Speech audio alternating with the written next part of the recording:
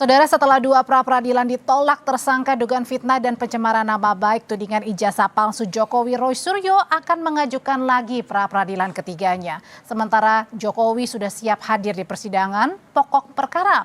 Lalu apa lagi yang dituntut Roy Suryo dalam pra-peradilan ketiga nanti dan apa strateginya jika pra-peradilannya akan ditolak lagi? Serta bagaimana kubu Jokowi mengantisipasinya? Kita bahas bersama kuasa hukum Roy Suryo, Abdul Ghafur Sangaji. Bang Sangaji, selamat malam. Selamat malam, Mbak Audrey. Dan ada juga kuasa hukum Presiden ke-7 RI Joko Widodo, ada Rifai Kusumadegara. Bang Rifai, selamat malam. Malam Mbak Audrey, Bang Ghafur. Malam juga Bang Rifai. Oke, saya mau nanya dulu ke Bang Sangaji.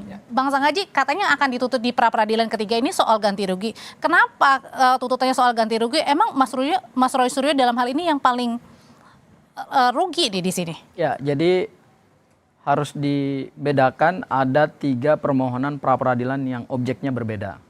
Objek yang pertama itu menguji sah tidaknya penangkapan, penahanan, penggeledahan. Ini salah satu upaya paksa juga berdasarkan pasal 89 KUHP yang baru. Karena di pasal 89 KUHP yang baru itu ada 9 jenis upaya paksa.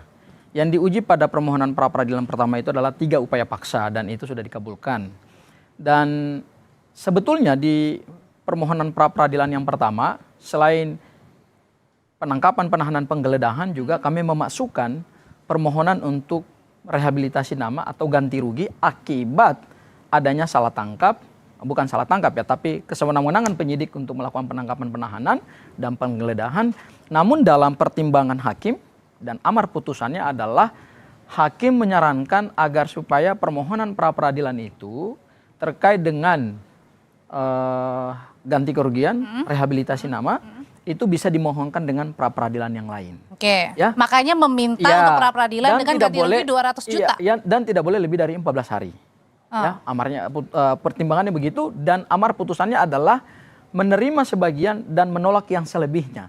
Nah, yang selebihnya itu adalah salah satunya adalah permohonan ganti kerugian dan rehabilitasi nama. Makanya berdasarkan kami melandaskan pada putusan pra-peradilan, ya, kami memohonkan untuk pra-peradilan yang ketiga ini. Itu kan mengajukan pra-peradilannya sebelum vonis hari ini. Ya, tadi Hakim Tunggal mengatakan pra-peradilan ke-1 ngapain lagi untuk pra-peradilan kedua, toh pokoknya sama. Kalau kayak gini akan dicabutkah pra-peradilan ketiganya, kan sama aja ujung-ujungnya? Ya, untuk permohonan pra-peradilan ketiga kan tidak dicabut, tidak bisa kami cabut. Kenapa? Pertama adalah objeknya tidak nebis in idem.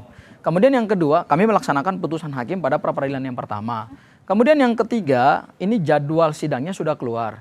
Registrasi pokok perkara untuk permohonan pra-peradilannya juga sudah keluar. Hakim tunggal pra-peradilannya juga sudah ditunjuk. Sidangnya itu tanggal 28 hari Selasa minggu depan. Jadi yang diminta ganti rugi ini siapa nih? Kami minta Polisi. ada rehabilitasi dan kemudian ganti rugi. Rehabilitasi bukan terkait dengan status tersangka ya Mbak ya. Tetapi rehabilitasi terhadap kesewenang-wenangan penyidik dalam melakukan penangkapan, penahanan, penggeledahan. Ya tentu kepada penyidik.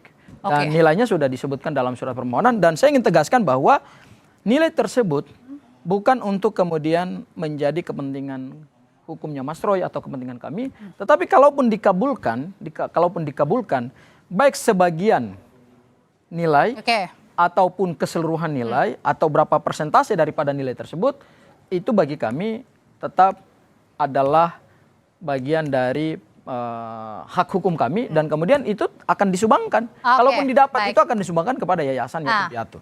Bang Rifai lagi-lagi mengajukan pra-peradilan meskipun hari ini vonisnya ditolak, nanti akan pra-peradilan ketiga, katanya akan keempat. Saya nggak tahu nih sampai berapa kali akan mengajukan pra-peradilan. Tapi setujukah Anda tadi pendapat dari majelis hakim tunggal pada saat vonis, kenapa menolak? Salah satunya karena ini terkesan upaya untuk menunda sidang pokok perkara yang sesungguhnya.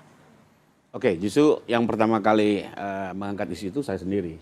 Nah, dari awal saya melihat untuk pra pertama saya menghormati sebagai upaya hukum. Memang di situ ada isu yang bisa diperdebatkan. Tapi pada saat pra kedua, mohon maaf nih, saya punya pendapat berbeda. Makanya saya waktu itu langsung bilang ini upaya untuk mengulur-ngulur pokok perkara. Karena apa? Karena jelas di pasal 163 ayat 1 huruf G itu ditegaskan pra peradilan itu hanya dilakukan dalam 2 tahap. Tahap penyidikan dan tahap penuntutan oleh kejaksaan. Jadi hanya bisa diulang di 2 tahapan ini.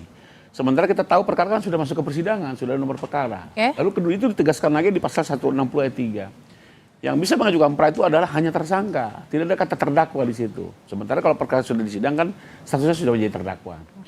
berdasarkan 2 dasar hukum itu saya berkeyakinan ini nggak bakal masuk. Tapi kan toh akhirnya tetap masuk juga sebenarnya. Yang kedua betul, dan ternyata kan dinyatakan oleh hakim ini tidak bisa masuk. Yang kedua, dan yang lebih parah lagi, bukan parah ya, maksud saya ini buat saya baru saya melihat pertimbangan pengadilan ini cukup keras ya. Sampai tidak hanya menguraikan norma, tapi juga sampai dibilang bahwa ini adalah upaya untuk mengulur perkara, bahkan merupakan penyalahgunaan lembaga pra-peradilan. Menurut saya ini suatu pertimbangan yang cukup keras ya, yang Kenapa? seharusnya menjadi, karena biasanya tidak sampai menyimpulkan seperti itu.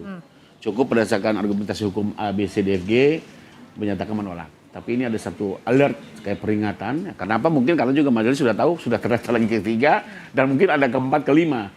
Karena bagaimanapun juga ini kan perkara menjadi perhatian nasional. Artinya gini, orang boleh saja melakukan terobosan hukum tapi harus betul-betul ada celahnya dan ada tujuan keadilan yang hendak dicapai. Kalau ini kan seolah-olah terlihatnya hanya sekedar mengulur-ngulur. Apalagi mohon maaf. Emang benar Bang hanya sekedar mengulur-ngulur doang? Ya Mbak Odi, jadi gini Bang Rifai ya, putusan pra-peradilan ini kami hargai. Ya, karena apa? Kita terikat pada satu asas di dalam hukum acara pidana, yaitu asas res judicata pro fatita habetur. Bahwa putusan pengadilan itu harus dianggap benar sepanjang belum dibatalkan oleh putusan pengadilan yang lebih tinggi. Dalam konteks putusan kami menghargai. Tetapi dalam konteks dialektika hukum, ya, karena kita adalah negara hukum, maka yang kami sebenarnya ingin mendiskusikan lebih alot adalah apa yang disebut sebagai ratio decidendi atau dasar pertimbangan hakim dalam membuat putusan. Karena amar putusan itu kan ada dasar pertimbangannya. Dasar pertimbangannya tentu dasarnya yuridis, tentu juga dasarnya adalah fakta persidangan. Nah, saya mau menjelaskan bahwa selama kami bersidang 1 minggu dalam permohonan pra-peradilan yang kedua, kami melihat bahwa hakim justru dalam membuat putusan ini tidak mendasarkan pada penafsiran terhadap fakta-fakta persidangan. Juga tidak mendasarkan pada analisa yuridis. Ya, apa contoh analisa yuridisnya? Pertama, kalau hakim mengatakan bahwa tidak boleh kita melakukan pra-peradilan untuk kedua atau ketiga sebagai bentuk pelanggaran hukum formil, ya, justru hakim mendasarkannya pada pasal 82 KUHP yang lama, ya. Sementara di KUHP yang baru pasal 163, saya katakan dari pasal 158, pasal 164 itu tidak ada larangan seseorang tidak boleh menggunakan upaya hukum berupa pra-peradilan lebih dari sekali. Tidak ada ketentuan itu. Nah, hakim justru hari ini kami melihat bahwa mendasarkannya pada pasal 82 KUHP yang lama, yang KUHP-nya itu sudah mati. Ya, itu hal yang pertama. Hal yang kedua, berdasarkan fakta persidangan juga dan permohonan kami melihat bahwa hakim tidak menerapkan asas yang disebut dengan audi alteram partem, yaitu hakim harus mendengarkan kedua belah pihak. Kami punya permohonan bahwa kami mendalilkan 2 alat bukti permulaan yang cukup untuk penetapan pasal 32 sebagai tersangka itu tidak diperkuat dan berdasarkan bukti-bukti yang ada dalam persidangan itu. Tapi sayangnya tidak dipertimbangkan hakim. Tapi tadi juga hakim kan menyatakan selain pertimbangan yang tadi juga alasan timingnya kenapa ketika ditetapkan sebagai tersangka 7 November 2025 tidak segera mengajukan. Kenapa sekarang pada saat masuk mau mulai ke sidang pokok perkaranya sudah diregistrasi baru mengajukan. Pertama harus diakui bahwa seseorang menggunakan haknya untuk mengajukan pra-peradilan itu adalah hak seorang tersangka. Tidak boleh kita mengatakan bahwa lebih baik sebelum perkara dinyatakan P21 atau lebih baik sebelum perkara limpah ke pengadilan. Itu lagi-lagi adalah hak seorang tersangka, tidak dilarang oleh undang-undang. Justru saya melihat pertimbangan hakim ini justru aneh. Justru malah mendikte penggunaan hak seorang tersangka gitu loh. Itu yang pertama. Kemudian yang kedua, Bang Rifai izin. Kalau dikatakan bahwa ini sudah tidak tepat timingnya karena berkasnya sudah limpah, kita harus lihat pasal 158 KUHP yang baru yang diuji itu adalah status seorang tersangka. Baik. Kalau kita lihat registrasi perkara di Pengadilan Negeri Jakarta Timur, berdasarkan juga yang kami periksa dari ahli yang diajukan oleh Polda Metro Jaya dan juga ahli yang kami ajukan dan juga analisa yuridis, Mas Roy ini statusnya masih tersangka, belum terdakwa karena berdasarkan KUHP terdakwa adalah seorang tersangka yang dihadapkan di persidangan, diperiksa dan dimintai keterangan. Surat dakwaannya aja belum dibacakan. Artinya masih tersangka. Persidangan itu belum dimulai. Jadi belum limpah ini, belum beralih status seorang tersangka menjadi terdakwa. Saya kira hakim kurang tepat dalam menerapkan hukum hari ini. Hari ini sebenarnya yang fokus kami bukan hanya vonis Mas Roy di Jakarta, tetapi juga di Solo ini mata kami juga tertuju kepada Pak Jokowi ini mengumpulkan teman-teman seangkatannya di UGM untuk datang untuk persiapan sidang. Emang mau ngapain? Apa yang dibicarakan tadi? Oke, Bang sebelum Rifai? misalnya saya nanggapi sedikit soal ganti rugi ya. Yang para ketiga, ini kembali lagi kita diskusi hukum ya, Bang Sanggati. Iya, saya paham, Bang. Di pasal 158 huruf C KUHP baru itu menjelaskan bahwa ganti rugi hanya boleh dimintakan manakala terjadi penghentian penyidikan dan penuntutan. Sementara dalam perkara ini kan tidak terjadi. Yang terjadi hanya persoalan tidak sahnya penangkapan dan penahanan. Menurut KUHP itu tidak bisa menjadi dasar permintaan ganti rugi. Jadi kembali lagi saya berpandangan ganti rugi juga akan ditolak karena KUHP seperti itu. Kedua, jangan salah loh Mbak, ini menggunakan APBN loh, bukan Polda yang bayar. Bukan di reskrim juga, uang rakyat yang bayar. Jadi pengeluaran dana ini pun juga harus dipertimbangkan secara yuridis. Gede juga ya 200 juta? Cukup besar ya buat bagaimanapun pajak rakyat di situ. Jadi kembali lagi kalau saya pikir dengan tetap menghormati semua upaya hukum ya. Ini kan bagian dari dialektika bagaimana KUHP baru ini kita coba berdayakan. Tapi saya agak beda pandangan terkait dengan pra ketiga, apalagi keempat dan seterusnya. Terlebih dengan alert dari hakim yang cukup keras dalam pertimbangan hari ini. Soal yang di Solo ini kembali lagi karena gini Mbak, pertama tapi memang Bang Rifai saya boleh mohon maaf ya Mbak Audrey ya, supaya ini clear kepada publik ya. Bahwa kami mengajukan permohonan pra peradilan terkait dengan ganti kerugian ini justru kami melaksanakan putusan pengadilan. Karena tadi saya katakan asas res judicata pro varietas habetur mengatakan bahwa putusan hakim itu harus dianggap benar dan harus dihormati meskipun pasal 158 yang dikutip oleh Bang Rifai tadi. Kami tidak mendasarkan ke situ. Kami mendasarkan pada putusan pra peradilan pertama dan itu jelas. Kami diberikan hak untuk mengajukan permohonan pra peradilan kedua. Sayangnya untuk permohonan yang ketiga ini hakim tunggalnya berbeda gitu. Kalau hakim tunggalnya yang pertama mungkin tinggal kami challenge kan saudara yang mulia hakim mengatakan bahwa kami boleh mengajukan permohonan pra peradilan untuk ganti kerugian. Nah, itu sebenarnya dasarnya di situ. Dan kalau soal nilai, saya pikir Bang Rifai ini bukan soal nilai ya yang ingin kami kejar, tetapi kami ingin memberikan satu pembelajaran hukum karena dari awal kami mengatakan bahwa kasusnya Mas Roy ini adalah laboratorium hukum Indonesia, yaitu adalah penyidik tidak boleh sewenang-wenang menggunakan kewenangan yang diberikan oleh undang-undang. Kalau dari kubu Bang Rifai sebenarnya apa sih yang sedang dipersiapkan Pak Jokowi? Kenapa hari ini Pak Jokowi mengumpulkan teman-teman seangkatan di UGM untuk ke rumahnya? Apa yang dikoordinasikan? Sebelum menjawab pertanyaan, saya mengomentari terkait peradilan sedikit aja. Saya melihat justru pra keempat, kelima ini hanya membuang waktu. Kenapa nggak masuk ke pokok perkara? Apakah karena tidak confidence dengan pembelaannya? Terus saya, marilah kita sama-sama di pokok perkara membuktikan. Pak Jokowi membuktikan soal keaslian ijazah, Pak Roy silakan membuktikan soal tuduhan kepalsuannya. Publik bisa melihat dari situ jadi terang persoalan. Dibanding sekarang bermain terus di pra, kapan masuk pokok perkaranya ya? Kalau dalam confidence, ayo kita sama-sama jam. Kedua, nah Pak Jokowi sendiri sudah lebih confident ya. Sebelumnya sudah menyatakan beliau akan hadir dan membawa seluruh ijazahnya yang dimiliki. Yang terakhir beliau juga mengumpulkan teman-temannya, mengumpulkan dalam rangka apa? Karena bagaimanapun beliau juga memikirkan bahwa sebagian besar teman-temannya kan sudah banyak orang pensiun ya, mohon maaf ya. Tinggal di Jogja dan Solo, harus berangkat ke Jakarta, tentunya kan juga butuh effort ya, transportasi, penginapan dan segala macamnya. Dan akhirnya merepotkan teman-temannya. Jadi beliau ini selain ya reuni kecil-kecilan sambil pamit, mohon maaf kalau teman-temannya terpaksa harus datang ke pengadilan, disusahkan gara-gara LP-nya. Jadi lebih kepada silaturahim seperti itu saja, karena mau tidak mau memang ya harus berangkat ke Jakarta, kan begitu ya, harus mengikuti persidangan sesuai nanti panggilan jaksa. Nah, jadi Pak Jokowi hanya mengumpulkan lebih kurang itu aja, jadi apa, semacam ya permohonan maaf dan permohonan pengertian lah kepada teman-temannya kalau dengan terpaksa harus hadir ke persidangan. Tidak lain agar semua juga terang, ya, agar nama baik UGM juga bisa dipulihkan, KPU, KPUD, karena kita spiritnya adalah ijazah ini clear dan semua bisa dipulihkan. Berangkat tadi dari pernyataannya Pak Jokowi pada saat ditanya teman-teman wartawan kan untuk mempersiapkan diri dan teman-teman seangkatan. Apakah ini bukannya terkesan, oh kayaknya lagi di satu suara semuanya, apa yang dikatakan harus begini ya, A, B, C harus sama ya semuanya nanti? Mbak, namanya orang memberi keterangan di sidang itu di dalam sumpah. Dia harus menjelaskan fakta yang diketahui dan tidak boleh berpendapat.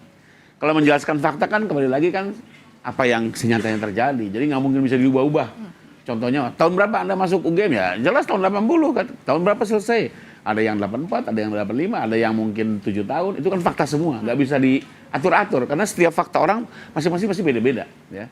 Dulunya apakah satu kelas dengan Pak Jokowi atau tidak kan, biarpun satu angkatan tentu berbeda. Artinya menurut saya setiap orang punya faktanya masing-masing. Dan tidak mungkin bisa diseragamkan. Apalagi ini di bawah sumpah, mereka harus menjelaskan apa yang memang sebenarnya dialami ya, dan mereka tidak boleh berpendapat. Jadi menurut saya itu kejauhan lah. Lebih kepada pamit, karena bagaimanapun Mbak, mereka harus ramai ke Jakarta ya, dengan, mohon maaf, sudah mayoritas pensiunan, kan bagaimanapun disusahkan. Nah, kalau dari pihak Pak Jokowi sudah sangat siap, bahkan bukan hanya datang, teman-temannya juga sudah dipersiapkan. Kenapa dari Mas Roy sendiri lagi-lagi mengajukan pra-peradilan? Kenapa nggak langsung siap aja fight di sidang? Ya, kami dari awal mengatakan bahwa bukan berarti kami tidak siap terhadap pokok perkara. Tadi kami sudah tegaskan di Pengadilan Negeri Jakarta Selatan, anytime. Ya, anytime kami akan masuk di dalam pokok perkara, tetapi dalam konteks kami memberikan check and balance terhadap proses penegakan hukum ini, kami menggunakan hak hukum yang diberikan oleh undang-undang. Dan itu yang disebut dengan pra-peradilan. Itu satu hal. Hal yang kedua adalah justru kami melihat di tengah isu terkait dengan kehadiran Pak Joko Widodo dalam perkara Bu Tifa, dan mungkin juga akan masuk dalam pokok perkara kami, ya, kami melihat bahwa kalaupun Pak Jokowi ingin menyiapkan diri dengan baik, ya, seharusnya tidak perlu mengumpulkan teman-temannya. Karena gini. Kan tadi karena udah pensiun. Ya, gini. Kita kan selalu dalam penegakan hukum itu ada sesuatu yang kita sebut sebagai apa yang disebut dengan pengkondisian saksi. Itu yang sebenarnya tidak boleh terjadi. Jadi ada anggap ini pengkondisian saksi. Ini sangat ada potensi saksi-saksi yang teman-teman Pak Jokowi itu seperti dikondisikan. Tuh, seperti dikondisikan katanya Bang Rifai. Untuk memberikan keterangan yang menguntungkan Pak Jokowi. Seharusnya dalam perkara ini tidak perlu saksi-saksi itu datang ke Pak Jokowi. Tunggu saja nanti pada saat dipanggil oleh jaksa penuntut umum berdasarkan surat pemanggilan, yang bersangkutan hadir, mungkin yang akan dipanggil pertama adalah Pak Jokowi karena dia adalah saksi yang ditunggu-tunggu oleh seluruh masyarakat Indonesia, hadir di Pengadilan Negeri Jakarta Timur, dan jangan cuma hanya hadir di Bu Tifa, harus hadir juga di pokok perkara kami gitu. Itu yang sebenarnya ditunggu-tunggu. Dan persiapan Pak Jokowi menghadapi persidangan ini bukan ada pada teman-temannya, karena gini, saksi itu kan keterangannya berdiri sendiri-sendiri. Kalau semua bersilaturahmi dengan Pak Jokowi, ini kan akhirnya seperti kita sedang ditunjukkan suatu penegakan hukum di mana kok saksi-saksi ini mulai dikondisikan. Mulai dikondisikan katanya singkatannya Bang Rifai. Pak Jokowi nih. Ya kalau mau silaturahmi jangan momentumnya sekarang dong. Nanti aja setelah Pak Jokowi dan saksi-saksi ini sudah selesai memberikan keterangan, baru kemudian datang ke Solo, kemudian bersilaturahmi, kemudian mau bikin acara di mana kan monggo silakan. Tetapi dalam konteks kita menjaga netralitas peradilan, menjaga netralitas penegakan hukum, tidak ada saksi yang diarahkan, tidak ada saksi yang kemudian dikondisikan. Kita lihat jawabannya Bang Rifai. Jadi ada pepatah Mbak, jangan mengukur baju orang dengan ukuran kita sendiri. Nah ini penggunaan kata pengkondisian buat saya agak bingung. Apa yang maksud pengkondisian? Karena kita lihat di situ apa yang terjadi, teman-temannya bersama Pak Jokowi. Kalau pengkondisian, siapa yang mengkondisikan? Apa mau menuduh Pak Jokowi mengkondisikan? Saya pikir naik sekali gitu ya. Jelas hanya pertemuan biasa, tidak ada lawyer, tidak ada siapapun di situ. Mereka bertemu, sekedar hanya bilang maaf, mungkin dalam waktu dekat akan ada sidang, Bapak Ibu. Tapi kesannya tadi katanya pengkondisian. Berangkat ke Jakarta, butuh transport segala macam, jadi direpotkan. Sekarang gini. Jadi Pak Jokowi nanti akan yang memberangkatkan. Pengkondisian saksi itu bukan hanya secara materi. Kembali lagi ya, jadi tidak negatif nih. Pengkondisian saksi itu pengkondisian seperti apa? Bukan hanya diarahkan secara materi untuk memberikan kesaksian, tetapi pengkondisian dalam arti yang sangat luas gitu. Ya, pengkondisian tadi diakui. Ya, kalau soal transport apa itu aja. Transportasinya, kemudian dibuat seolah-olah saksi-saksi ini nyaman, kemudian nanti semua dibuat seolah-olah Pak Jokowi juga itu. Loh, gini, kita tidak sedang menguji keterangan saksi itu secara kolektif. Saksi itu akan diperiksa sendiri-sendiri. Oleh karena diperiksa sendiri-sendiri, yang penting maka tidak berarti pengkondisian negatif itu mengatur keterangan-keterangan nggak benar itu nggak boleh. Ini juga nanti ada permasalahan lagi nih, satu hal lagi yang ada pengkondisian dalam arti material, ya, yaitu bisa diarahkan keterangannya nanti karena gini, atau spiritnya, keterangan itu kan bisa berkembang. Itu spiritnya katanya Bang. Ya, keterangan kan bisa berkembang. Apa yang dinyatakan dalam BAP kan terbatas. Kemudian dalam persidangan kan bisa meluas. Apalagi sebelumnya loh Mbak ya. Kemudian yang kedua, di perkara yang lain pernah terjadi dua orang lawyernya mereka sempat mensayur para saksi di televisi. Dia bilang, saya akan panggil berulang-ulang selama 4 hari. Bahkan saya akan memeriksa perkara ini dalam waktu 3 tahun. Saya akan terus memanggil para saksi selama 4 kali berturut. Itu kan satu bentuk tekanan psikis ya. Yang waktu itu saya challenge juga. Kalau Anda melakukan itu, saya akan keberatan kepada ketua majelis. Nggak boleh, lawyer tidak boleh melakukan itu. Undang-undang perlindungan saksi korban melindungi saksi. Dan tidak boleh di pressure, ditakut-takuti, diintimidasi ya. Oke, sudah habis Bapak waktunya. Disebut sama Bang Rifai tadi, itu tidak ada dalam kuasa hukum kami gitu loh. Jadi itu tapi tahu kan, betul kan, Mas? Ada lawyer ngomong tapi gitu itu loh. lawyer lain yang tidak mendapatkan kuasa untuk perkaranya Mas Roy. Dan tadi saya Dan katakan ini masuk perkara Bu Tiva loh, bukan perkara Paro ya. Iya. Ini kita persiapan perkara Bu Tiva. Saya katakan bahwa sudah habis ada di situ, Bang. saksi Ada di situ satu. tidak boleh, ini kan menjelang sidang nih. Oke, baik. Diarahkan ke rumah Pak Jokowi, ketemu Pak Jokowi, kan akhirnya orang curiga. Ini jangan-jangan ada apa nih? Ya kan harusnya. Curiga boleh saja, tapi faktanya kan tidak Oke, tapi yang jelas masing-masing punya strateginya ya. Mas Roy sebagai tersangka mengajukan lagi pra peradilan dari Pak Jokowi sudah mempersiapkan jangan diri. takut menghadapi persidangan. Kita lihat siapa yang paling takut, siapa yang paling berani di sini ya. Terima kasih Bang Rifai, Kami Bang tidak takut Samaji. loh menghadapi pokok perkara. Oke, mundur terus. Terima kasih Bapak-bapak semuanya. Pak Jokowi dan teman-teman. Diarahkan hari ini. Oke, terima kasih Bapak-bapak, selamat malam.